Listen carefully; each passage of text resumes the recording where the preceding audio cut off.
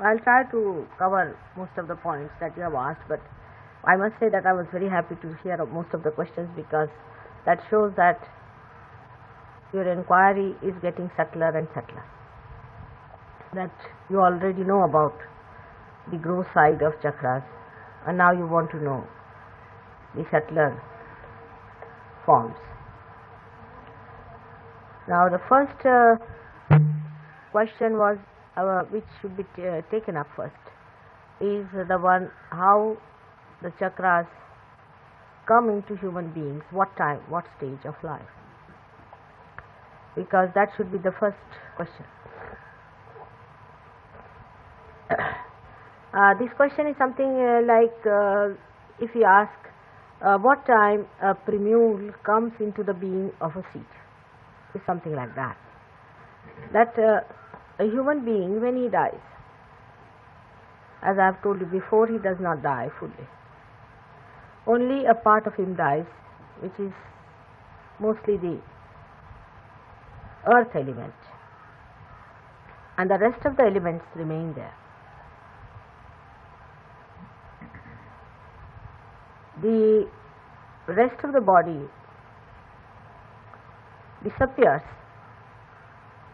and we can't see it because it is not a complete human form. It goes on decreasing in size, and the Kundalini leaves the body and stays outside the body. And the Atma,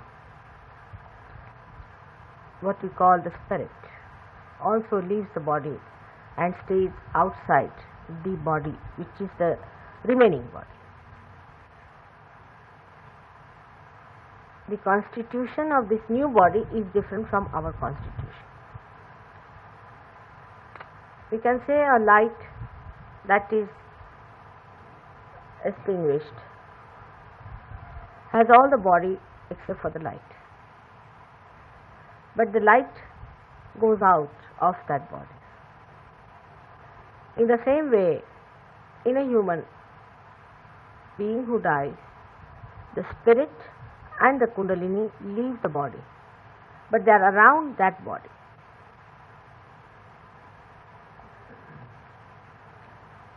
And it's a great procedure that follows, which is fantastic.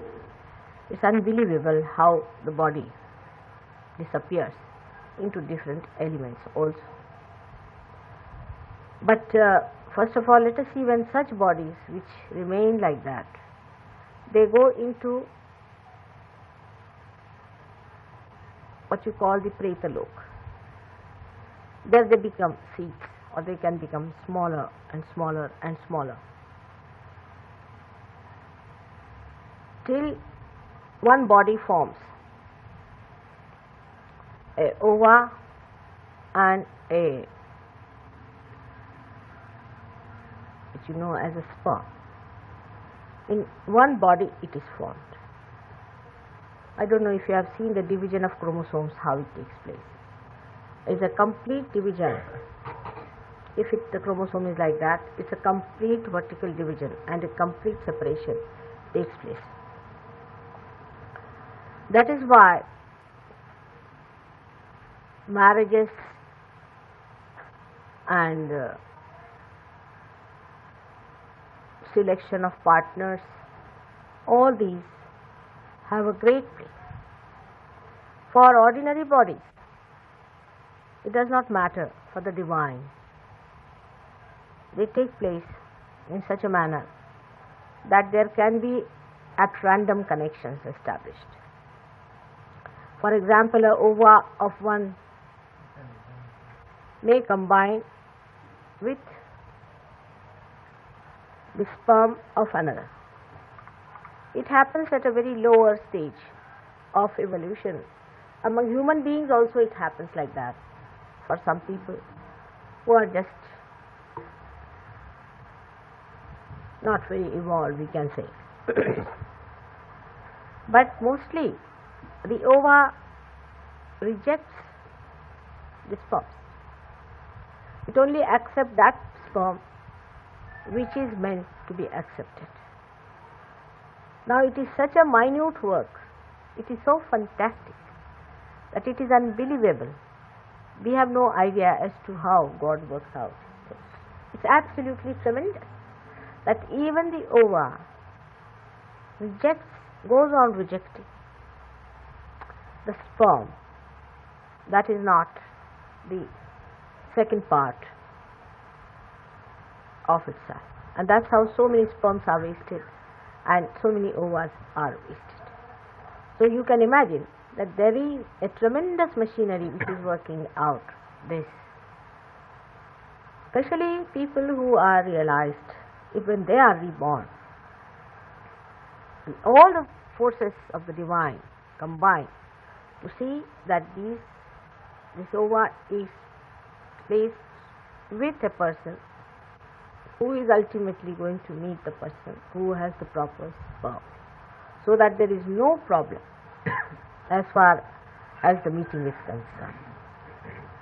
And the divine takes all the care of these great souls.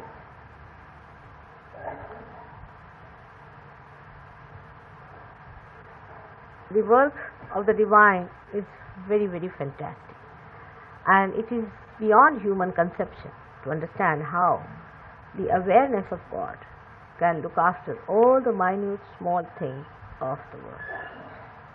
You cannot do even a small thing like attaching this to this one unless until you pay some human attention. So you can imagine the attention of God who invades so many seeds in this Mother Earth and gives you such huge big trees.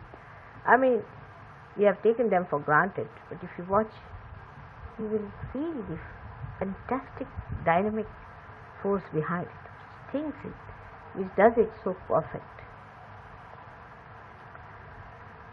But we think that it is all automatic, and that's how we can bear it.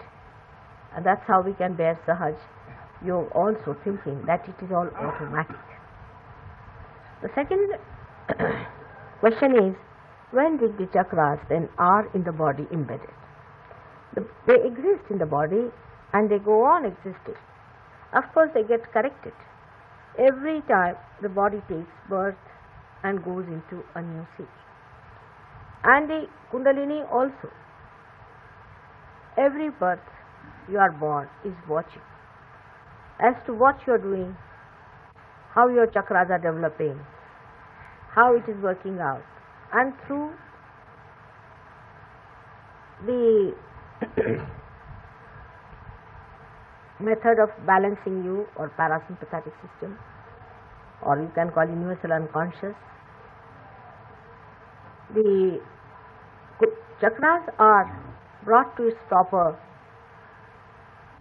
shape and to its proper condition by evolution. A man makes mistakes, he makes searches, he searches from one place to another. For example, he may start search in money, then he starts his search in power, then he starts his search in love, the carnal love, or he may start his search in some emotional expressions, then in art and all those things. Ultimately, he finds that the search has not been all right because he has not been able to achieve any state of joyous existence.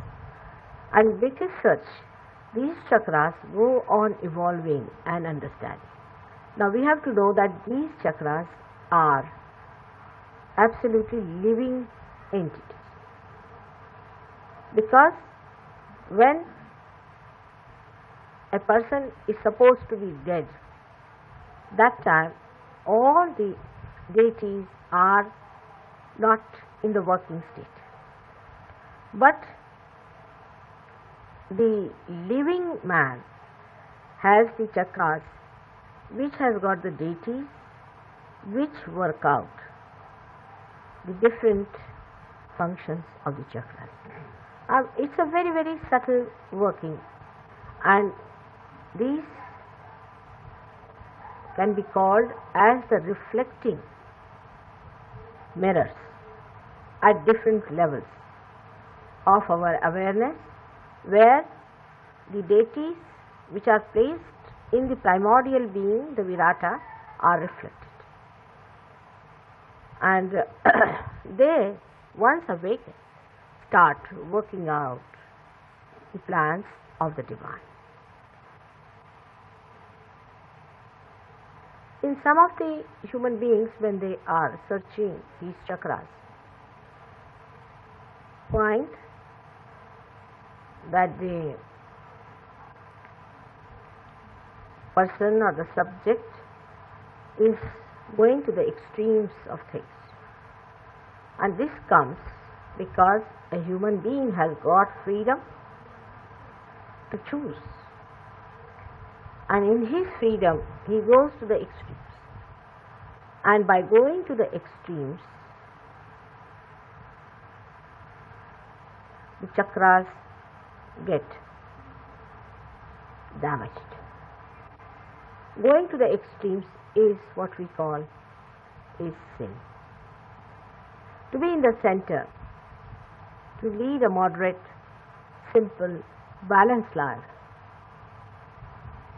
and stick to the values of our sustenance is the best life. But if you start going to the extremes, then the sin starts. And the sin, in the Bible it is written that the wages of sin is death. So the death occurs. Now the death actually, doesn't take place, but what happens is that a part of the chakra gets damaged. It can be a physical hankering, it can be mental, it can be emotional, it can be spiritual, it can be anything. If you go on working out an imbalanced solution, then these chakras get spoiled at different points. That's how your chakras get spoiled.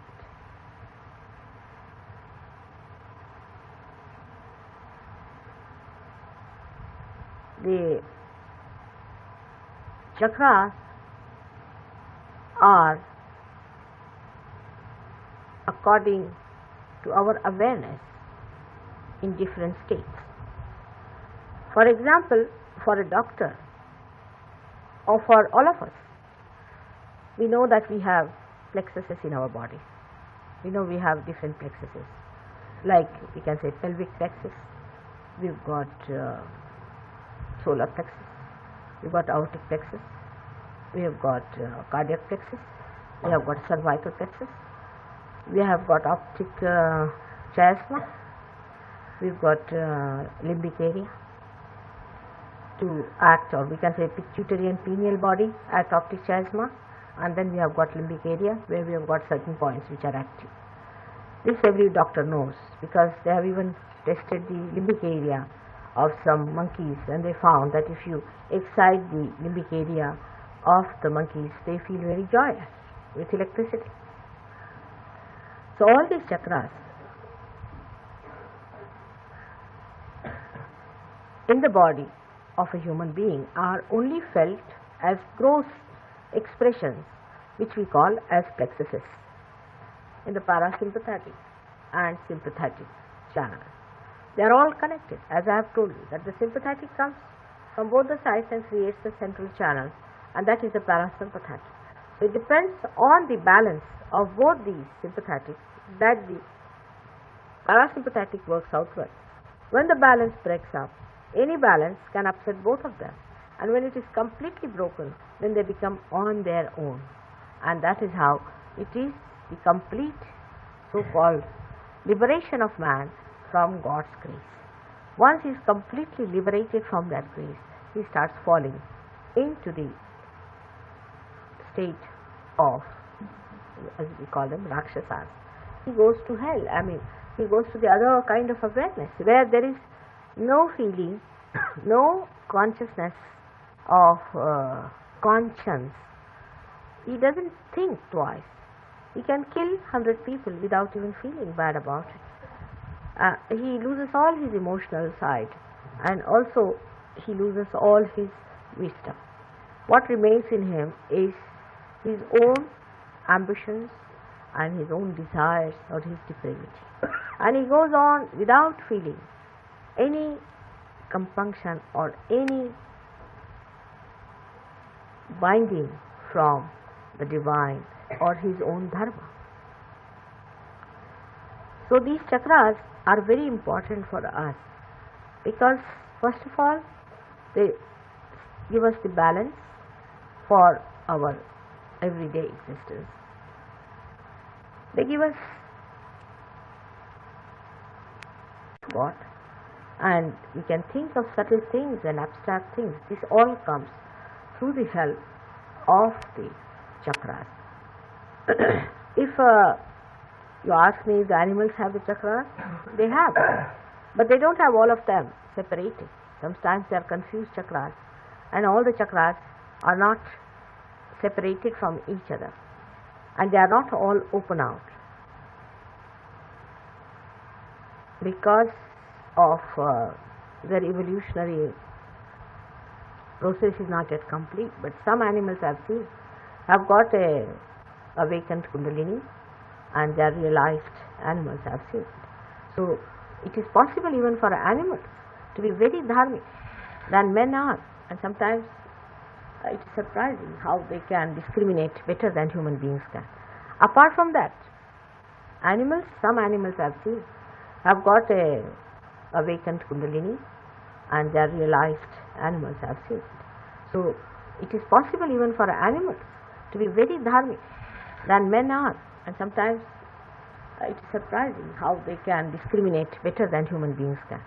Apart from that, animals are kept under the bondage of God, and whatever is their sustenance is done by them. They don't have to think about it.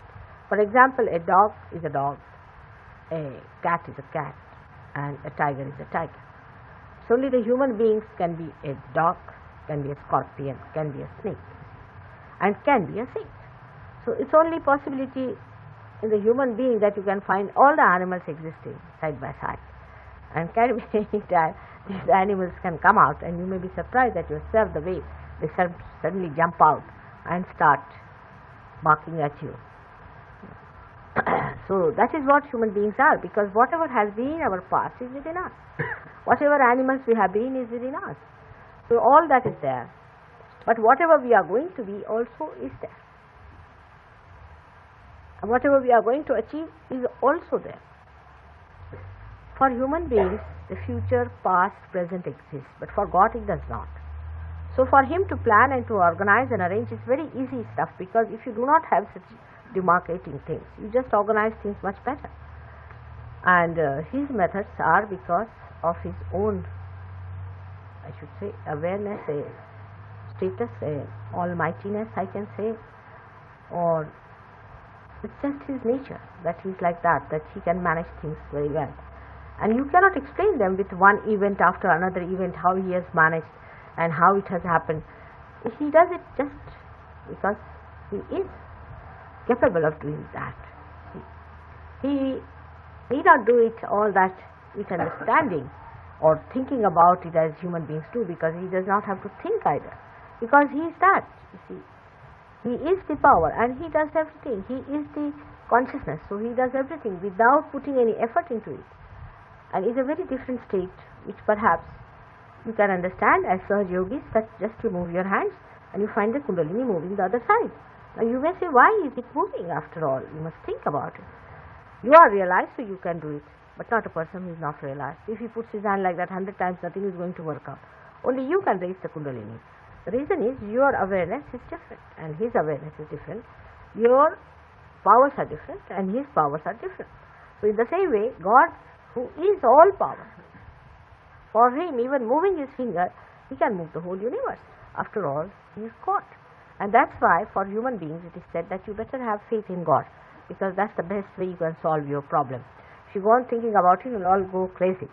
So we have to go to a point where we can understand Him, otherwise we will all go crazy understanding Him, and we will all become mad thinking what all these things is beyond us. It is too much. So but because in Sahaj Yoga now your awareness has come really to such subtle form, one can understand so many things and can understand the subtler ways of God's doing, and also understand what is possible for you through subtle methods. We can talk of subtler things, but talking this to anybody who is not a Sahaj Yogi would be something madness. They wouldn't understand a word what I am saying. It's only meant for the people who are Sahaj Yogis. So we came to a point where I said that in the gross they are expressed as plexuses in the human being. Now this is known as the gross way. Now the subtle form you have seen, the sukshma as they call it, the subtle form. The subtle form exists in the human being, which you can see, you have seen it. The subtle form as energy when it starts pulsating, you have seen the pulsation. But this subtle form is in two forms, you can say. One is a sukshma and another is ati sukshma. Because in the sukshma you can see, and a person who is that?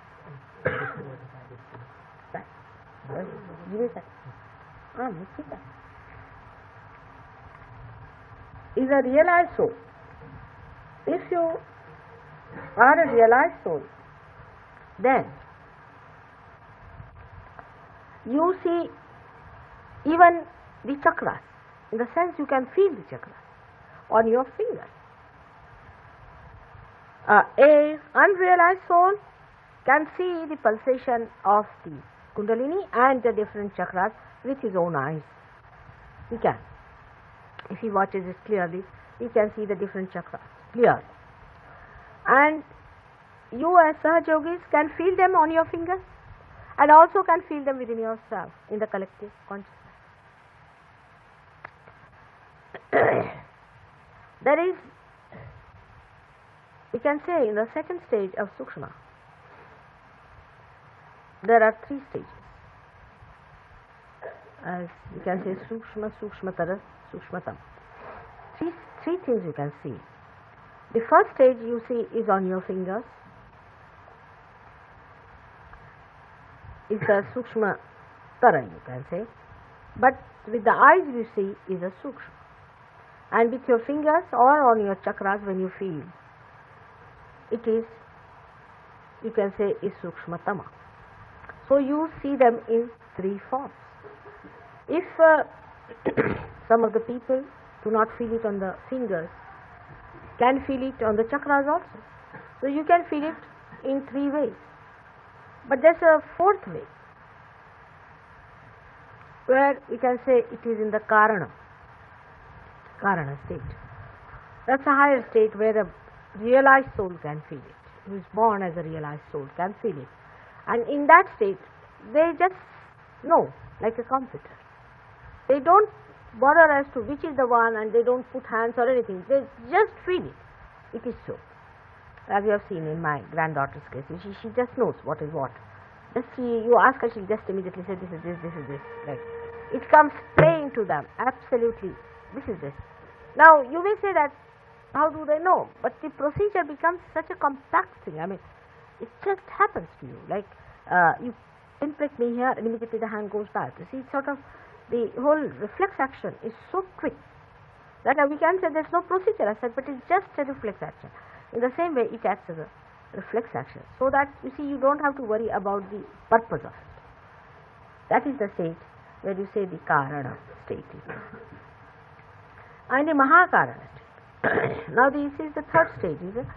And even in the Karana state there are three stages into which one feels it. Now that is, I would say that I need not explain because that's beyond you people, but if you are born realized, you will understand that the imbalance in a personality, see, of the three gunas, of the three gunas, is immediately perceived by a born realized person. Immediately perceived. He can see through. You see, that's the wisdom he has gained in his previous lives and previous births. And immediately they can see the imbalance that comes in. You see, And whatever they say is so wise, and they understand because they can see the imbalance of these three gunas, and according to their own gunas, whichever are prevalent in them, these three stages exist in them, the way they say. For example, some people have are more, the tamogunis, means the ones who are very emotional type people. Among them, some are very emotional. So they see a person through the emotions. You see, the way they feel in themselves. They call it a feeling. I had a feeling for such a person. I felt that way. So that is the word they use. But supposing the person is rajoguni, he has been more towards going through, say, he has been working on the rajoguna, like praying to Surya and praying to doing gayatris and praying to all the heavenly bodies and also the 5 elements like that. If he has been doing yagyas and all those things, he is rajoguni. Such people see them as lights, as electrical forms, so they see them as colors and things. You see, this is so one sees it as an emotional thing, another sees it as a color, or we can say any form of.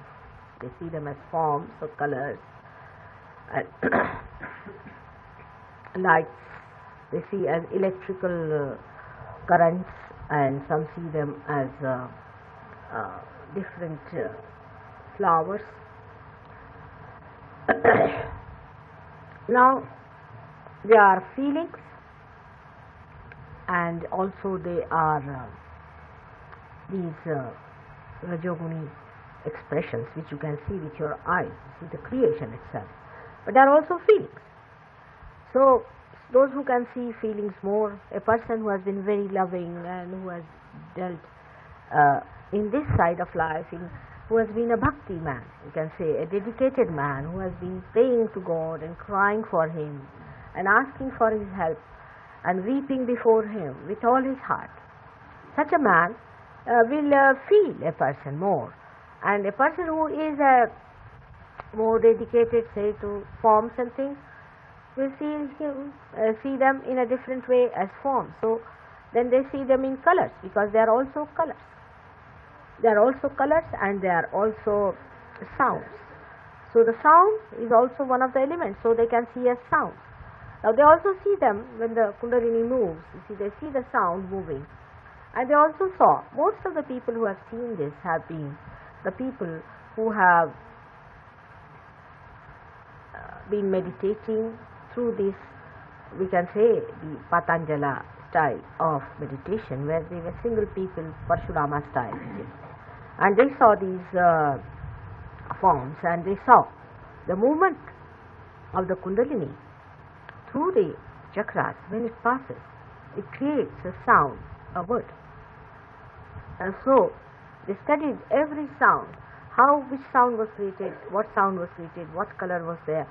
And so it is a one-sided knowledge of the right-hand side, of the people who went through the right-hand side, that they say that this thing was created, that thing was created, and then this sound was created. Then they formed a language. It's the original Sanskrit language which was formed. That's why it is called as a Devavani.